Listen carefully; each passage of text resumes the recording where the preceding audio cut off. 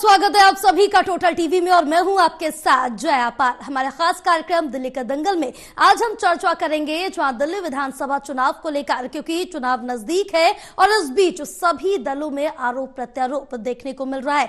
साथ ही बीजेपी आने वाले दिनों में सभी 70 विधानसभा सीटों पर चार्जशीट जारी करने जा रही है। बीजेपी का आरोप है कि दिल्ली सरकार ने पिछले 10 वर्षों में कोई विकास कार्य नहीं कराए। तो वहीं अब दूसरी तरफ अगर बात करें आम आदमी पार्टी की, तो बीजेपी के आरोपों पर पलटवार कर रही है। आम आदमी पार्टी का यह साफ तौर से कहना है कि बीजेपी लगातार हो रही हार से बौखला गई है। अब सवाल यह उठता है कि बीजेपी की इस रणनीति से आम आदमी पार्टी को कितना फर्क पड़ेगा और दूसरी तरफ क्या कांग्रेस अपनी खोई हुई जमीन वापस पा सकेगी।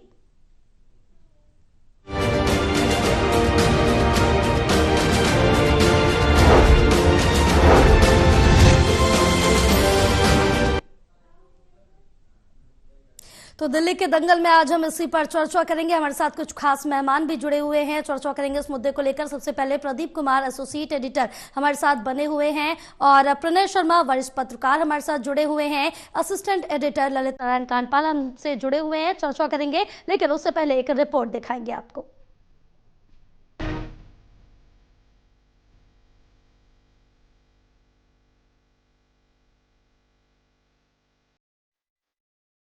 राजधानी दिल्ली में विधानसभा चुनाव जैसे जैसे नजदीक आ रहे हैं, राजनीतिक दलों के बीच आरोप प्रत्यारोप का दौर भी तेज होता जा रहा है। इसी कड़ी में अब बीजेपी ने आम आदमी पार्टी की सरकार पर एक बड़ा हमला बोला। दिल्ली विधानसभा में नेता प्रतिपक्ष विजेंद्र गुप्ता ने कहा कि भारतीय जनता पार्टी 2 स्तर पर आरोप पत्र जारी कर रही है। यह आरोप पत्र आप और कांग्रेस के खिलाफ है और इसके साथ ही दिल्ली की सभी 70 विधानसभाओं पर 70 चार्जशीट जारी करेंगे। बीजेपी ने आज 10 चार्जशीट जारी भी की। बीजेपी ने कहा कि ये चार्जशीट दिल्ली की जनता तक जाएगी, जिससे दिल्ली सरकार के दावों की भी पोल खुल जाएगी। 66 सीट जीतने वाली पार्टी का 31 में से एक भी विधायक ऐसा नहीं जो अपनी सीट से दोबारा चुनाव लड़ रहा हो। यहाँ तक कि उप मुख्यमंत्री रहे मनीष सिसोदिया खुद भगोड़े हैं और अपनी सीट छोड़कर भाग गए। इसी तरह से हमने चार्जशीट में वो तमाम मुद्दे उठाए जनता से के बीच में जाकर के लोगों से जो हमने लिए हैं और लोगों की आवाज़ के आधार पर ये चार्जशीट तैयार की गई है। इसमें जो हमने नारा दिया है 10 साल और विधानसभा बेहाल और कंगाल हुई दिल्ली सरकार हुई कंगाल, आप विधायक मालामाल, शीश महल में केजरीवाल। वहीं दूसरी तरफ दिल्ली के पूर्व डिप्टी सीएम और आम आदमी पार्टी के वरिष्ठ नेता मनीष सिसोदिया ने भी आज से अपनी नई विधानसभा सीट पर चुनाव प्रचार प्रसार अभियान शुरू कर दिया। मनीष सिसोदिया ने इसकी शुरुआत भगवान हनुमान के आशीर्वाद से की। आज विधानसभा में भी मनीष सिसोदिया ने हनुमान चालीसा के पाठ में शामिल होकर पूजा अर्चना की। मनीष सिसोदिया ने कहा कि बीजेपी आम आदमी पार्टी के काम से डर गई। यही वजह है कि वो आम आदमी पार्टी की सरकार पर झूठे आरोप लगाने में पीछे नहीं है। साथ ही उन्होंने कहा कि आम आदमी पार्टी के नेताओं को भी जांच एजेंसियों ने झूठे आरोप के चलते जेल में बंद किया था। देखिए, बीजेपी वाले बेचारे क्या करें, उनके पास बताने के लिए कोई काम तो है नहीं। दिल्ली में तो खैर उन्होंने क्या किया, उन्होंने हरियाणा में भी कुछ नहीं किया, उन्होंने यूपी में भी कुछ नहीं किया। 25-25 साल से गुजरात में सरकार है, वहाँ के बारे में भी लोग सवाल पूछ रहे हैं। तो फिर ये लोग वही करते हैं कि ये हो गए वो हो गए। इन्होंने 17 महीने कोशिश की कि मैं आम आदमी पार्टी छोड़ दूं। इन्होंने मुझे जेल में रख के कोशिश की कि मैं अरविंद केजरीवाल जी को छोड़ के भाग जाऊं। मैं भागने वालों में से थोड़ी हूं। जिसके हृदय में राम हो, जिस पे हनुमान जी महाराज का आशीर्वाद हो, वो भागने वालों में से नहीं होता है।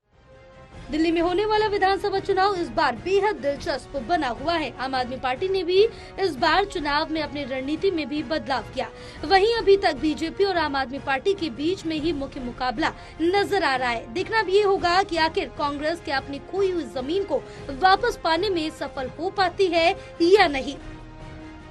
दिल्ली से टोटल टीवी के लिए प्रणय शर्मा की रिपोर्ट।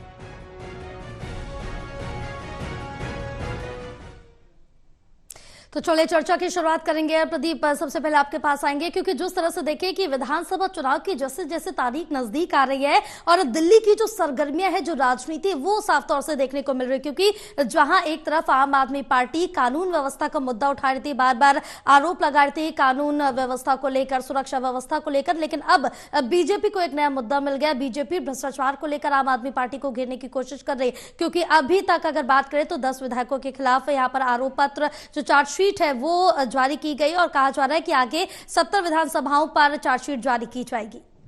देखिए, दिल्ली का जो मुकाबला है उसमें ये अहम मुद्दा है बीजेपी के पास भ्रष्टाचार का। दूसरा जो स्थानीय मुद्दे हैं, चाहे वो बिजली का जुड़ा मुद्दा हो, पानी का जुड़ा मुद्दा हो, या फिर अब तो एमसीडी भी आम आदमी पार्टी के पास है, उससे जुड़े स्थानीय मुद्दे हों, उनको धारदार तरीके से बीजेपी इस चुनावी मुकाबले में आजमाएगी। क्योंकि कानून व्यवस्था के मोर्चे पर अरविंद केजरीवाल आक्रामक हुए हैं, तो भ्रष्टाचार जो जिस को हथियार बनाते हुए आम आदमी पार्टी आंदोलन से निकली पार्टी है और इतनी आगे बढ़ी है, क्योंकि अमूमन आंदोलन से निकली पार्टियां बहुत ज़्यादा सफर तय नहीं कर पाई हैं, ये एक लंबा इतिहास रहा है। लेकिन अरविंद केजरीवाल ने अपनी जो राजनीतिक कार्यशैली है और उनका जो विजन है, उससे इन तमाम बातों को झुठला दिया और एक ऐसी पार्टी उन्होंने यहाँ पर बनाई जो न सिर्फ सत्ता में लगातार दिल्ली की सत्ता में बनी हुई है, बल्कि उन्होंने पंजाब की सत्ता भी हासिल की है। तो इसके लिए उनको क्रेडिट दिया जाएगा। लेकिन वजह राजनीतिक तौर पर जब आप सत्ता के केंद्र में एक धुरी बनने की कोशिश कर रहे हो, तो राजनीतिक विरोधी जो जमाए राजनीतिक विरोधी उनके खिलाफ हैं, चाहे वो कांग्रेस की बात करें, बीजेपी की, उनकी चुनौती बढ़ाते हैं। और त्रिकोणीय मुकाबले में कहीं ना कहीं आम आदमी पार्टी राष्ट्रीय पार्टी बनकर उभरी।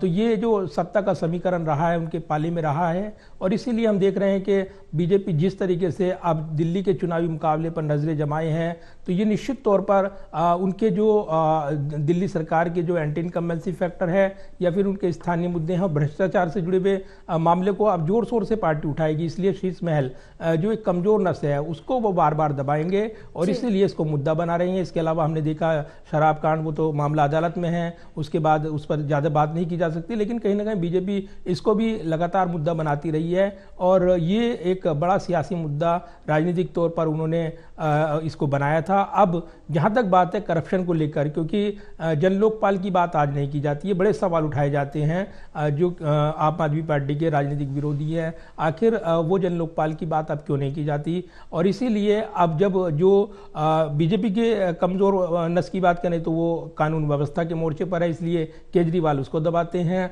और जो बीजेपी है वो यहाँ पर करप्शन और जो स्थानीय मुद्दे हैं उनको वो जोर शोर से उठाएंगे, और इसीलिए उन्होंने नारा दिया है। अब आरोप पत्र जब अमूमन राजनीतिक तौर पर जोर आजमाइश होती है तो चार्जशीट लाई जाती है, एक जनता में मैसेज दिया जाता है ताकि उसके जरिए वो आक्रामक तौर पर उसकी नीतियों को असफल साबित करें, और इसलिए चार्जशीट के जरिए जो आरोप लगाए जाते हैं वो गंभीर आरोप के साथ ये साबित करने की राजनीतिक तौर पर मंशा होती है कि उस पर वो अपने राजनीतिक विरोधियों को बैकफुट पर डालें। आम आदमी पार्टी पर निशाना साध रही बीजेपी की भी एक खास रणनीति का एक हिस्सा है कि वो करप्शन के मोर्चे पर आम आदमी पार्टी से सवाल पूछे, दूसरा उनकी सरकार से जुड़े हुए मुद्दों को उठाए और इसी पर उनको बैकफुट पर रखे। तो दूसरी तरफ अरविंद केजरीवाल और जो आम आदमी पार्टी है वो लगातार कानून व्यवस्था के मोर्चे को उठा रही है। तो ये लड़ाई अब आने वाले दिनों में भी आगे बढ़ेगी, इसमें कोई शक नहीं है। लेकिन फिलहाल तो शीश महल की बात हो, आरोप पत्रों की बात हो, और जिस तरीके से इस मुद्दे को उठाते हुए यहाँ पर आक्रामक तेवर दिखा रही है बीजेपी,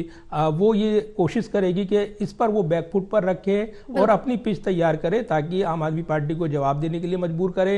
एक परसेप्शन की राजनीति जो है उसमें बढ़त बनाए, और इसीलिए इन मुद्दों को आप जोर शोर से आगे बढ़ते हुए देखेंगे। बिल्कुल, कहीं ना कहीं बीजेपी की तरफ से भी जो अपना दाव है, जो रणनीति है, वो पूरी तरह से दिल्ली विधानसभा चुनाव के लिए तैयार की जा रही है। लेकिन प्रणय, अगर इस बीच हम चर्चा करें, क्योंकि अब बीजेपी की तरफ से चार्जशीट लाई जा रही, जारी की जा रही है, और साफ तौर से कहना है कि जो निर्वाचित क्षेत्र है उनके विधायक है उन्होंने अपने क्षेत्रों में काम नहीं कराया। और इस बीच ये भी अगर देखा जाए, आम आदमी पार्टी की तरफ से अपनी सूची जारी की जा रही है और ये दावा किया जा रहा है 31 उम्मीदवारों के नाम सामने आए, लेकिन उसमें से एक भी मौजूदा विधायक नहीं है। क्या उनको भी संशय है उनके काम पर?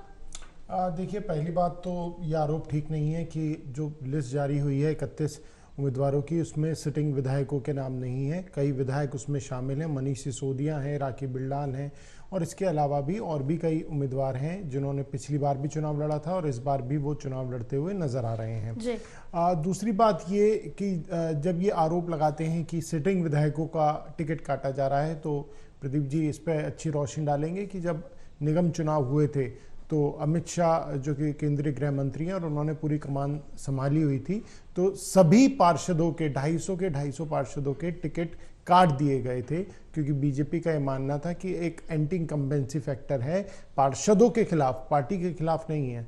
तो इसलिए उनका टिकट काटा गया और इससे काफ़ी हद तक जो बीजेपी को फायदा था वो भी मिला।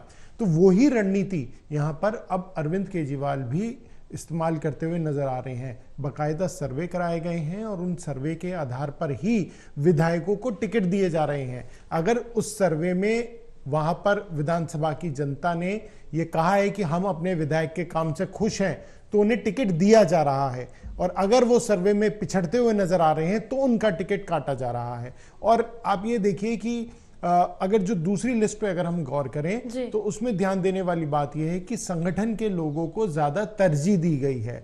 जो पहली लिस्ट में ये आरोप लग रहा था कि आप दूसरे दलों से आए नेताओं को ज्यादा टिकट दे रहे हैं, तो दूसरी लिस्ट में ज्यादातर संगठन के लोग उसमें उम्मीदवार बने हैं। तो यहां पर एक पार्टी के अंदर भी मैसेज देने की कोशिश की है कि ऐसा नहीं है कि अगर एक व्यक्ति विधायक बन गया तो साल दर साल वही चलता रहेगा, ऐसा नहीं है। उसके काम का आकलन होगा, उसके किस तरीके क्षेत्र में विकास कराया उसका आकलन होगा और उसके बाद उन्हें टिकट दिया जाएगा। एक जो बड़ी डेवलपमेंट जया आज हुई है वो भी मैं बताना चाहूँगा। ऑटो चालकों को लेकर खास जो आम आदमी पार्टी है वो रणनीति बना रही है कि किस तरीके से जो एक मुहिम हमने देखी थी कि जब पहला विधानसभा चुनाव हुआ था तो खुद ऑटो चालकों ने बढ़ चढ़कर अरविंद केजरीवाल का प्रचार प्रसार किया था। आज अरविंद केजरीवाल एक ऑटो चालक के घर गए कोंडली विधानसभा में, उनके साथ उनकी पत्नी भी मौजूद थी, दोनों ने वहाँ पर समय बिताया, उनके साथ खाना खाया और जब वो वहाँ से रवाना हुए तो उन्होंने 5 बड़ी घोषणाएं की और मुख्य तौर पर ये जो घोषणाएं थी सिर्फ और सिर्फ ऑटो चालकों के लिए थी। तो अरविंद केजरीवाल की कोशिश यही है कि जो उनका बेस वोटर रहा है, जो जिनसे वो इजीली कनेक्ट रहे हैं और विधानसभा चुनाव में आम आदमी पार्टी को जिताने में उनकी भूमिका सबसे ज्यादा अहम रही है, उन्हें दोबारा से अपने पास खींचा जा सके, उनसे कनेक्ट किया जा सके ताकि आने वाले विधानसभा चुनाव में इसका फायदा मिल सके। जहां तक बात आपने कही आरोप पत्र की, तो मेरे ख्याल से हर बार हर विधानसभा चुनाव में बीजेपी शायद ये चार्जशीट जारी ही करती है और ये करना भी चाहिए। आप एक राजनीतिक दल होने के नाते आपको बताना चाहिए, आप विपक्ष में हैं, कि आपको कौन से काम ऐसे लगते हैं कि नहीं हुए हैं क्षेत्र में। लेकिन फिर सवाल वही उठता है कि क्या वो चार्जशीट, वो आरोप जनता भी उससे कनेक्ट हो पा रही है या नहीं हो पा रही। मुख्य मुद्दा अब जनता से कनेक्ट होने का है कि आप जो बात कह रहे हैं उससे जनता कितना सरोकार रखती है, और यही हर राजनीतिक दल इसी कोशिश में जुटा भी हुआ है। हाँ बिल्कुल, कहीं ना कहीं मेन जो यहाँ पर स्टेप है सभी पार्टियों की तरफ से ये किया जा रहा है कि जनता से कनेक्ट कैसे बिठाया जाए। इस बीच क्योंकि हमने भी लगातार पुनः यही देखा है कि आम आदमी पार्टी भी आम जनता तक पहुंच रही है, दरवाजे तक जा रही है उनके और तमाम बातचीत करती हुई, चाहे वो बीजेपी हो, आम आदमी पार्टी हो, तमाम दल हो। बहरहाल यहाँ पर ललित आपके पास आएंगे और जिस तरह से देखिए कि अब लगातार चार्जशीट का मुद्दा हो, शीश महल का मुद्दा हो, बीजेपी उठाते हुए नजर आ रही है। लेकिन इस बीच मनीष सिसोदिया की तरफ से भी बयान आया है इस चार्जशीट को लेकर और कहा जा रहा है बीजेपी लगातार हो रही हार से बौखला गई है, जिसको लेकर ये मुद्दा उठाती हुई नजर आ रही शीश महल का। देखिए जया, एक बात तो समझने वाली बात यह है कि जब कभी भी कोई सरकार काम नहीं करती है तो उसकी जो विपक्षी पार्टी होती है वो सामान्य तौर पर जनता के बीच में उन्हीं बातों को लेकर जाती है जिन वायदों को सरकार ने कहा था और वो उन वायदों को पूरा नहीं कर पाई। एक बात सबसे पहली ये है कि अरविंद केजरीवाल खुद ये मान चुके हैं कि वो 3 काम नहीं कर पाए हैं अपने 10 साल के कार्यकाल में, जिसमें पहला है यमुना की सफाई, दूसरा है 24 घंटे नल और तीसरा है रोडों को बेहतरीन बनाना, जिसमें उनका एक सपना है कि वो दिल्ली की सड़कों को यूएस की तर्ज पर और विदेशों की तर्ज पर बिल्कुल स्मूथ और सुंदर बनाना चाहते हैं। उसमें अभी कुछ दिन पहले उन्होंने ये बात खुद मीडिया में आकर कही भी थी। तो देखिए, पहली बात तो यह है कि सामान्य तौर पर हमने देखा नहीं है ऐसा कि कोई पॉलिटिशियन इस बात को स्वीकारता हो, लेकिन फिर भी उन्होंने स्वीकारता है तो अब स्वीकारी है। और भारतीय जनता पार्टी जो है अब उनकी इसी बात को लेकर जो है अपने आप में बड़ा एक एजेंडा तैयार कर रही है। और उस एजेंडे में जिस तरीके से हम देख रहे हैं कि भारतीय जनता पार्टी अपने इस एजेंडे में लगातार ये बात कह रही है कि वो आरोप पत्र लेकर आएगी हर विधानसभा के लिए, क्योंकि पिछले साल विधानसभा चुनाव में भारतीय जनता पार्टी ने हर विधानसभा क्षेत्र में एक मैनिफेस्टो जारी किया था और मैनिफेस्टो में विधानसभा वाइज वादे किए थे। अब उन्हीं वादों में भारतीय जनता पार्टी ने इन दिनों अभियान चलाया हुआ है और लगातार जो है रिपोर्ट ली जा रही है कि किस विधानसभा में क्या वायदा किया गया था। कहीं सीवर ठीक करने का वायदा था, कहीं सड़कों को ठीक करने का वायदा था, तो विधायकों ने परफॉर्म किया या नहीं किया ये भी एक पता लगाया जा रहा है। दूसरा, मैं आपको एक बात और बताना चाहता हूं कि जैसा मेरे साथी प्रणय शर्मा ने जोड़कर बताया कि एक रिपोर्ट कार्ड तैयार किया जा रहा है, सर्वे है जिसमें कि पता लगाया जा रहा है कि लोगों को, विधायकों के कामों को लेकर जनता की क्या राय है। तो उस राय को लेकर, क्योंकि जनता की राय तभी परसेप्शन में सकारात्मक बनती है जब विधायक ने काम किया होगा, तो ये भी कहीं ना कहीं भारतीय जनता पार्टी के इन आरोपों को ताकत मिल रही है इससे कि जिस तरीके से विधायकों ने काम नहीं किया। और हम देख रहे हैं कि अभी तक जो 31 नाम आए हैं उसमें बड़ी संख्या में लोगों के विधानसभा से जो पुराने उम्मीदवार थे उनको हटा दिया गया है। जो बड़े नाम थे उन्होंने खुद सोशल मीडिया पर आकर ये कह दिया है कि वो इस बार चुनाव नहीं लड़ना चाहते हैं। तो कुल मिलाकर अगर देखा जाए तो काम करने की बात जहाँ तक है, अरविंद केजरीवाल की सरकार ये दावा तो कर रही है कि उन्होंने स्कूल बनाए हैं अच्छे और वर्ल्ड क्लास स्कूल बनाए हैं, एजुकेशन सुधारी है, इसके अलावा ट्रांसपोर्ट सिस्टम को लेकर काम किया है। लेकिन वहीं दूसरी तरफ भारतीय जनता पार्टी एक पूरी बुकलेट तैयार कर रही है, जिस बुकलेट को उसमें लोगों को ये बताया जाएगा कि इनकी सरकार के किस विधायक ने किस विधानसभा में कौन सा काम किया और कौन सा काम नहीं किया।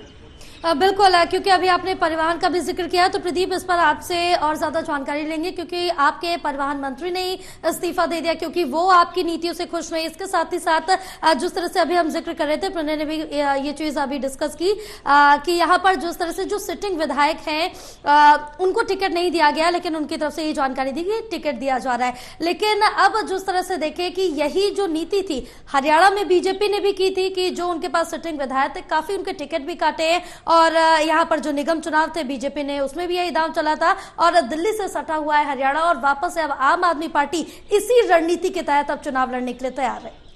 देखिए, अभी तक की चर्चा में जो 2-3 पॉइंट बनकर उभरे हैं वो निश्चित तौर पर ये दिखाते हैं कि दिल्ली की राजनीति में जिस तरीके से अभी जो चर्चाएं शुरू हुई हैं, आरोप पत्र की राजनीति अगर देखें, चार्जशीट ये कोई नई बात नहीं है। हर राजनीतिक दल अपने विरोधियों के खिलाफ ये चार्जशीट लाता है, जनता के बीच एक परसेप्शन की लड़ाई बनाता है कि जो आरोप वो लगा रही हैं वो कितने धारदार हो सकते हैं और जो मुद्दे उन्होंने उठाए हैं वो कितने ज़रूरी हैं, उनसे जुड़े हुए हैं। अब इसको जनता जनार्दन फैसला करती है, और कई बार वो चार्जशीट को पे लगाए आरोपों को राजनीतिक आरोप लगाकर नकार देती है, और कई बार उसके मुद्दों पर वो गौर करते हैं, और उन मुद्दों पर हमने देखा है कि कई बार राजनीतिक घमासान में वो छाए रहते हैं। तो ये एक आरोप पत्र कोई नई बात नहीं है, लेकिन मुद्दा है कि आरोप पत्र के जरिए जो आरोप लगाए जा रहे हैं उसमें कितनी गंभीरता है और उसको जनता क्या समझती है, कैसे लेती है। दूसरा है जो कनेक्टिविटी की बात है, जिस तरीके से कनेक्ट कर रही है आम आदमी पार्टी, और उन योजना पर फोकस किया है जो लोगों से जुड़ी हुई हैं, आम लोगों को प्रभावित करती हैं।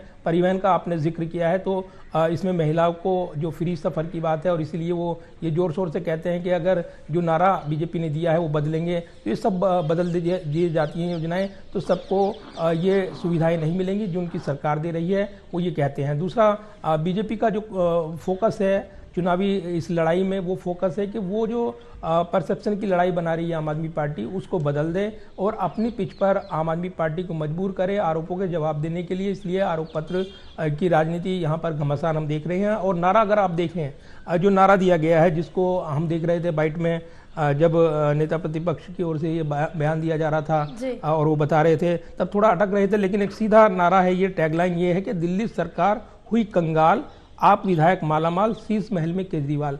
आप इस नारे से समझ सकते हैं कि दिल्ली हुई कंगाल मतलब उनके पास पैसा नहीं है, अर्थ के लिए उनके पास योजना का ब्यौरा नहीं है, इसीलिए वो कंगाल हो गए हैं, ये नारा वो दे रहे हैं। दूसरा ये भी है कि शीश महल जो है फिर एक बार चर्चाओं में लाने का मकसद ये है कि उसके जरिए जो इमेज डेंट करनी है और जिस तरीके से यहाँ पर सवाल खड़े करने हैं, तो ये खुद आम आदमी पार्टी को मजबूर किया जाए कि वो उन आरोपों का जवाब दे जो आरोप बीजेपी की ओर से लगाए जा रहे हैं, कांग्रेस की ओर से लगाए जा रहे हैं। और इसीलिए शीश महल की पॉलिटिक्स को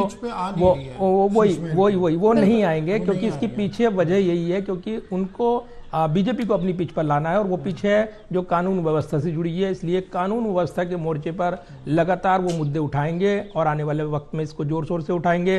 दो बड़ी बातें, ऑटो वालों का जिक्र हुआ है। ऑटो पॉलिटिक्स का अगर देखें आप तो केजरीवाल जब यहाँ तक पहुँचे हैं दिल्ली की राजनीति के सफर में, ऑटो चालकों की भूमिका, उनके परिवार की भूमिका, उनके साथ जो पारिवारिक संबंध उन्होंने विकसित किए, उसमें जो राजनीतिक मैसेज दिया, वो एक बड़ी वजह रही है। उनकी राजनीति को चमकाने में उनका योगदान रहा है। और अब अगर राजनीतिक दांवपेच में जब चुनावी लड़ाई हो फिर उनकी याद आ रही है, तो आप समझ सकते हैं उनकी कितनी अहमियत है। इसके जरिए न सिर्फ वो ऑटो चालकों के जरिए उन परिवारों से कनेक्ट होते हैं जो आम लोग हैं, बल्कि उसमें सफ़र करने वाली सवारियों के साथ भी वो कनेक्ट होते हैं। और इसलिए एक बड़ा मुद्दा है ऑटो चालक, उनकी परेशानियाँ, उनकी समस्याओं का, जिसको लेकर समय समय पर ये मांगे उठती रही हैं। तो एक बार फिर, और इसके जरिए प्रचार भी तंत्र होता है, क्योंकि आम आदमी पार्टी जो प्रचार रणनीति टैक्टिक्स अपनाती है उसमें ऑटो चालकों की भूमिका और उनके पीछे जो वो हर जगह दिल्ली में घूमते हैं, तो कहीं ना कहीं उनका प्रचार वहां तक पहुंचता है। और इसलिए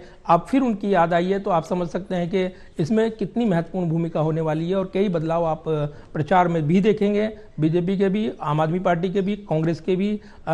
जिस तरीके से इसमें लड़ाई रहने वाली है, उसमें कई सियासी दांवपेच, राजनीतिक मोड़ आने बाकी हैं। बिल्कुल, कहीं ना कहीं निम्न तबके को साधने में सभी दल इस समय जुटे हुए हैं। प्रणय, एक आखिरी सवाल, क्योंकि जिस तरह से देखिए कि बीजेपी भी अपनी पूरी कोशिश कर रही, तमाम हथकंडे, तमाम जो मुद्दे हैं वो निकाल के ला रही, क्योंकि बीजेपी इस समय भ्रष्टाचार का मुद्दा उठा रही है, जहां आम आदमी पार्टी कानून व्यवस्था का मुद्दा उठा के बैठी है। लेकिन तीसरी पार्टी अगर हम कांग्रेस की बात करें, क्योंकि कांग्रेस कहीं ना कहीं अपनी खोई हुई जमीन वापस पाने की कोशिश करेगी, लेकिन क्या दिल्ली में ये आमने सामने का मुकाबला आप और बीजेपी का बन के रह जाएगा, या ये त्रिकोणीय मुकाबला बनेगा? क्योंकि कांग्रेस अभी रेस में कहीं नहीं दिख रही है। देखिए, फिलहाल तो अभी आम आदमी पार्टी और बीजेपी के बीच का ही मुकाबला देखने को मिल रहा है। वो देखना होगा कि कांग्रेस किस तरीके से अपने आप को रिवाइव कर पाती है। लेकिन जहां तक बात ऑटो चालकों की हो रही थी, जया, आज एक जो 5 गारंटी अरविंद केजरीवाल ने घोषणाएं करी हैं, उसमें एक बड़ी घोषणा ये है कि 10 लाख का उन्हें इंश्योरेंस देंगे अगर आम आदमी पार्टी की सरकार आती है। 1 लाख की सहायता ऑटो चालकों की बेटी के लिए दी जाएगी जब उनकी शादी होगी। ऑटो चालकों के बच्चों की पढ़ाई, जो कॉम्पिटिटिव एग्जाम होते हैं, उसका खर्चा भी सरकार उठाएगी। तो देखिए क्या होता है, क्योंकि सिर्फ यहाँ पर बात ऑटो चालक और उनके परिवार की नहीं है। जब ऑटो चालक दिल्ली की सड़कों पर चलता है तो उसके साथ हजारों लोग सफर करते हैं। तो वो फिर जब अपनी बात बताएगा, वो कहेगा नहीं सरकार ने ये काम किया है, सरकार ने वो काम नहीं किया, तो उसका एक अच्छा खासा इंपैक्ट पड़ता है।